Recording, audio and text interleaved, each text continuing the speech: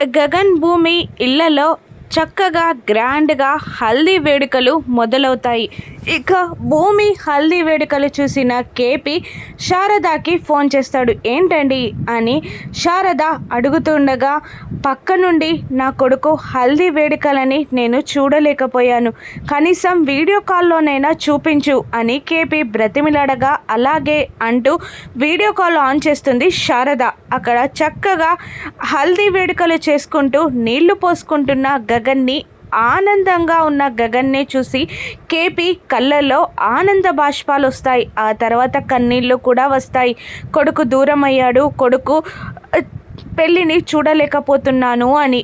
కానీ మీరా కోపంగా శారద దగ్గరికి బయలుదేరుతుంది. కోపంగా వచ్చిన మీరాని శారద చూసి షాక్ అవుతుంది. మీరాని అపూర్వ రెచ్చగొట్టి శారద దగ్గరికి పంపిస్తుంది. పెళ్ళి కాకముందే మీ ఆయన ఆ ఇంటికి వెళ్ళి వస్తున్నాడని నీకు తెలుసు కదా, పెళ్ళి తర్వాత ఇంకెలా ఉంటుందో నీ పరిస్థితి తెలుసుకో అని మీరాని రెచ్చగొట్టి అపూర్వ శారద దగ్గరికి మీరాని పంపిస్తుంది. ఇక ఏంటి అని శారద అడుగుతుండగా, మీరా కోపంగా, నువ్వు మా ఆయనకి విడాకులివ్వు పెళ్ళికి ముందే అని అంటూ ఉండగా, ఇస్తాను అంటుంది శారద.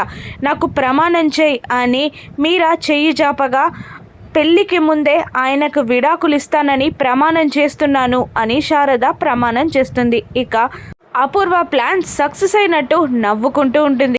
శారద కుప్పకూలుతుంది. విషయం తెలిసిన కేపీ ఏమవుతాడు? అసలు పెళ్ళి సజావుగా జరుగుతుందా? భూమి కాంపిటీషన్కి వెళ్తుందా, లేదంటే పెళ్లి చేసుకుంటుందా? విడాకుల విషయం బయటపడితే పెళ్ళి ఆగిపోతుందా? రాను ఎపిసోడ్స్లో చూద్దాం. Thank you for watching.